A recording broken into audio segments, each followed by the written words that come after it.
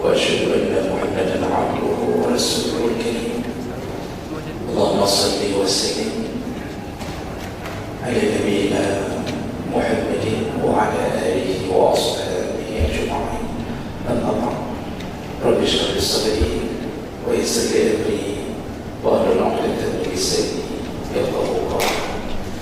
Segala puji bagi Allah, kemuliaan salawat dan salam kepada Rasulullah, pada keluarga dan seluruh sahabat-sahabatnya. Jemaah salat maghrib dan isya, bapak dan ibu yang Allah muliakan insyaallah.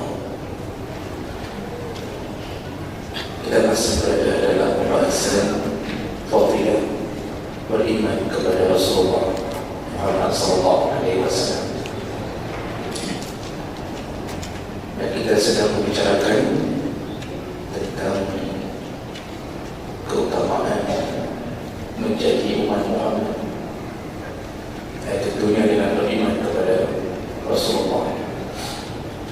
Di pertemuan yang lalu kita sudah membahas bahwa di antara fadilah menjadi umat Muhammad yaitu umat yang dijadikan sebagai umat dan wasatah, umat menengah dan menjadi umat yang di tengah-tengah. Maksudnya dalam banyak tafsir, kita menjadi saksi keberadaan umat-umat terdahulu, sekaligus kita menjadi saksi apa yang dilakukan oleh umat terdahulu tentang keberadaan Nabi Muhammad sebagai penutupnya para nabi. Kitalah yang bersaksi bahwa apa yang Allah janjikan pada mereka ternyata terjadi pada kita, bahwa Muhammad telah muncul sebagai Rasul dan kitalah yang menjadi umatnya. Dan nanti di akhirat para Rasulullah yang akan menjadi saksi di atas iman dan amal kita.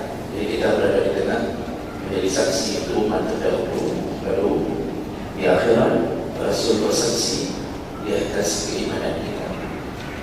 Maka disebutlah ummatan wasatah. Makna yang lain menunjukkan sikap umat Islam hendaknya bersikap wasat, moderat. Artinya tidak ekstrim dan tidak berlebih-lebihan di atas ibadah dan amalnya. Lalu juga kita sudah bahas menjadi umat Muhammad, kelebihannya yaitu mendapatkan syariat yang paling ringan di antara seluruh umat yang pernah ada. Umat Muhammad lah yang paling ringan syariatnya. Salat 5 waktu, tapi pahalanya dihitung seperti 50 waktu. Puasa 1 malam Lailatul Qadar diberikan pahala oleh Allah seakan-akan berpuasa 83 tahun lamanya. Jadi banyak kelebihan dalam syariat, dimudahkan oleh Allah SWT. Kita lanjut berikutnya. Tadi sebagai pengingat bagi mereka yang tidak hadir di minggu yang lalu, mendapatkan kembali informasi inti dari yang kita bicarakan. Kita lanjutkan berikutnya, fadilah yang keempat menjadi umat Muhammad sallallahu alaihi wasallam, yaitu Allah memaafkan kita pada perkara-perkara ketika kita tidak sengaja, lupa dan dipaksa. Ini kelebihan kita umat Muhammad. Rasulullah sallallahu alaihi wasallam yang mengatakannya. Dari hadis Ibnu Abbas radhiyallahu anhu, anna Rasulullah sallallahu alaihi wasallam qala, Rasulullah berkata, inna Allah tajawaza li ummati an ummati. Allah telah memaafkan dari umatku dengan 3 perkara. Jadi Rasulullah mengatakan dengan bahasa umatku ini. Jadi maksudnya karena dia jadi umatku, Allah memberikan kemaafan, artinya tidak dijadikan sebagai dosa pada 3 perkara. Yaitu al-khata', yang pertama ketika tidak sengaja, wan nisyan, lupa, wa mastukrihu alaih, dan amalan yang terpaksa. Bapak Ibu yang Allah muliakan, umat-umat terdahulu Bani Israel yang paling panjang sejarahnya, dosa kecil mereka dihitung, dosa besar mereka apalagi. Ketika mereka melakukan ketidaksengajaan tapi berdosa, tetap dijadikan dosa. Makanya dalam banyak riwayat disebutkan, pembunuhan yang terjadi di masa Bani Israel, baik sengaja maupun tidak sengaja, tidak ada pilihan. Pelakunya tetap harus dikisas, tetap harus dibunuh. Tidak ada diat.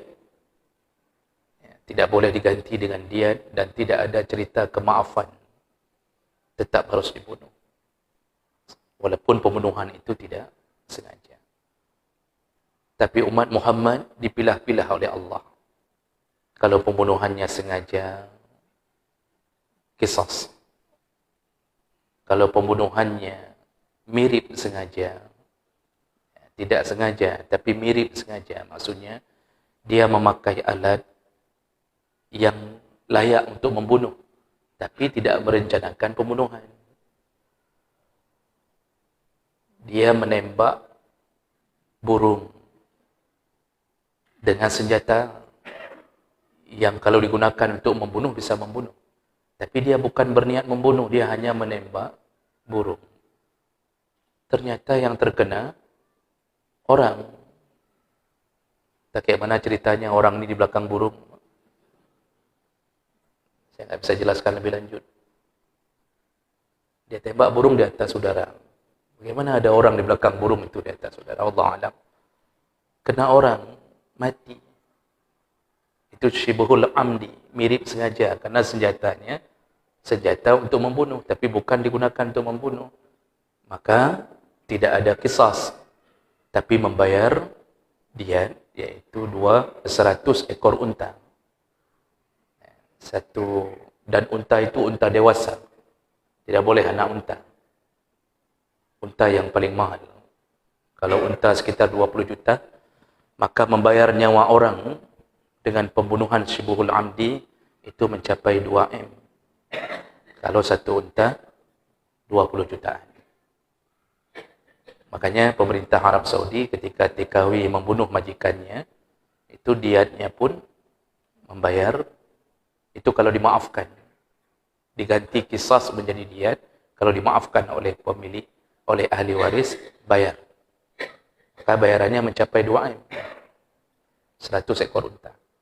Tapi kalau pembunuhannya tidak sengaja, dia tidak berdosa. Kalau dimaafkan, alhamdulillah. Tidak dimaafkan, gantinya membayar unta juga, tetapi ukuran anak unta, dan boleh bayar cicilan. Tidak harus cash, boleh kredit. Itu kalau pembunuhan tidak sengaja, al-khata'. Bagaimana pembunuhan tidak sengaja? Ini orang jatuh dari atas ranjang. Jadi ada ranjang 2 lantai, yang tidur di atas jatuh ke bawah, tertimpa orang tidur di bawah, mati. Kan betul-betul enggak sengaja. Dalam mimpi pun enggak ada rencana dia membunuh. Tapi dia jatuh ke atas orang, mati. Allah maafkan dosa, tidak dihitung dosa. Cuma karena nyawa orang sudah hilang, maka tetap ada hukuman, dianggap seperti kelalaian. Namun tidak berdosa. Begitulah perbedaan kita dengan umat-umat terdahulu. Makanya perbuatan yang pertama dimaafkan Allah adalah al-khata', tidak sengaja. Al-khata' ini bisa bermakna tidak sengaja, tidak tahu bahawa itu berdosa. Jika seseorang meminum khamar, tidak tahu bahawa itu khamar, tahu setelah mabuk, berdosakah dia? Tidak. Allah ampunkan. Kalau dia tidak tahu, benar-benar tidak tahu. Jadi banyak urusan-urusan yang dimaafkan Allah melalui ketidaksengajaan umat Muhammad. Kalau dilakukan dalam keadaan tidak sengaja, dalam semua perkara. Terjadi kesalahan dalam kata-kata, tidak sengaja mencaci karena latah. Jadi bukan sengaja, karena latah. Lalu dia segera istighfar, kalimat caciannya tidak dianggap dosa. Nah, ini maaf yang pertama dari Allah untuk umat Muhammad. Kemudian, kalau keliru dalam berijtihad juga tidak berdosa. Makanya Rasulullah SAW menyebutkan, man ijtahada, barang siapa yang sudah berijtihad, fa asaba, dan benar ijtihadnya, maka dia dapat 2 pahala, falahu ajran. Dan barang siapa yang sudah berijtihad, fa akhta, salah dalam ijtihadnya, falahu ajrun, dapat 1 pahala. Yang keliru berijtihad pun dapat 1 pahala. Mujtahid mutlak, 4 imam mazhab, itu mujtahid mutlak, kategori mujtahid mutlak. Artinya mereka berfatwa langsung dengan menggali dari Al-Quran dan hadis Nabi SAW. Allah berikan kepintaran bagi mereka. Ternyata 4 mazhab ini pun banyak terjadi silang pendapat dalam satu hukum. Apakah bersentuhan dengan seorang perempuan setelah berwudu batal salat, batal wudu atau tidak? Terjadi silang pandangan, terjadi silang pendapat. Mazhab Hanafi dan Malik mengatakan tidak batal mutlaqan, karena ayat Allah, kalimat lamastumun nisa, itu bermakna berhubungan suami isteri baru batal wudu, bukan bersentuhan kulit dengan kulit. Mazhab Syafi'i mengatakan batal, karena kalimat lamastum di sisi beliau adalah bersentuhan kulit dengan kulit. Mazhab Hambali mengatakan batal kalau diiringi syahwat. Kalau tidak diiringi syahwat, tidak batal. Satu masalah, satu kasus punya 3 pandangan. Mana yang benar? Kalau di sisi kita, maka ketiga-tiganya bisa benar. Tapi di sisi Allah, yang benar pasti cuma 1. Karena tidak mungkin dalam satu kasus benar semua. Kalau di sisi Allah, cuma 1 yang benar. Namun, yang salah di sisi Allah pun, Allah katakan melalui Nabi-Nya, salah dalam berijtihad, dapat 1 pahala. Dapat 1 pahala.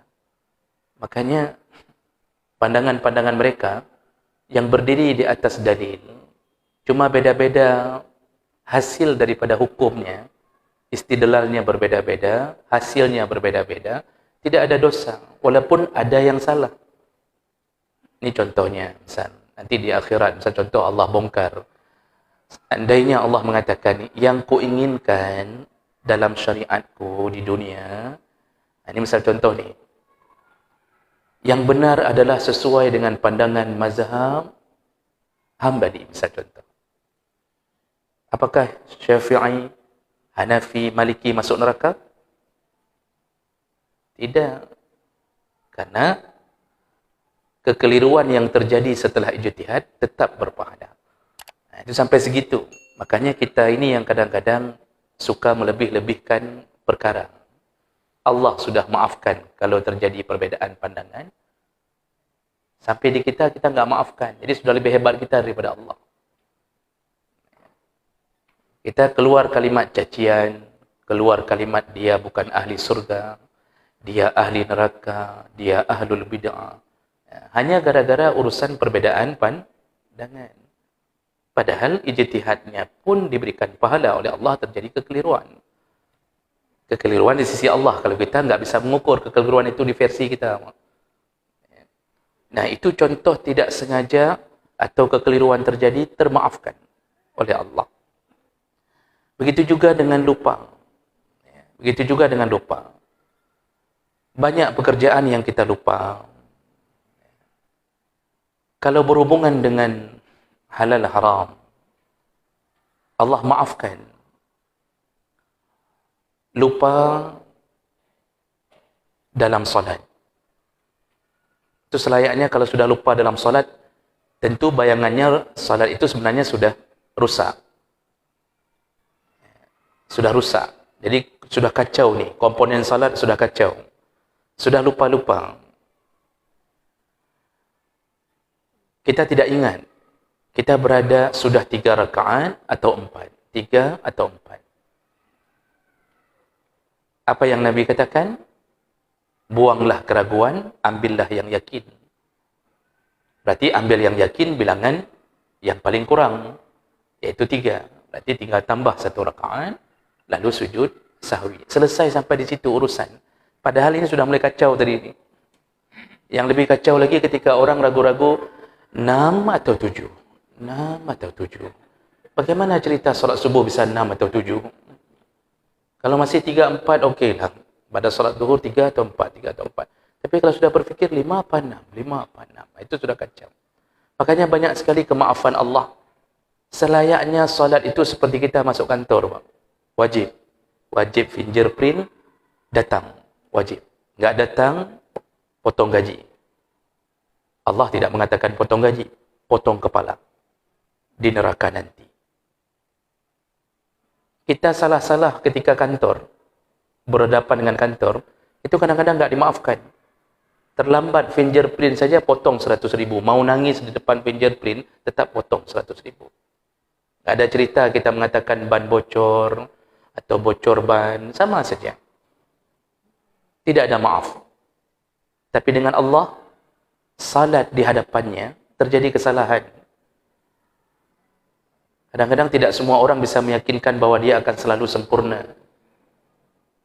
Keadaan hati sedang kacau. Kita bisa terjadi kesalahan. Tadi di rumah, sebelum salat, kita ribut sama isteri. Tentu dalam solat terbayang-bayang keributan itu. Kita sudah merencanakan bagaimana akan kita lakukan setelah solat. Apakah meracuninya dengan sianida? Atau kita kawin lagi? Atau kita ceraikan dia? Itu sudah punya list apa yang kita lakukan. Akibatnya, solat kita kacau.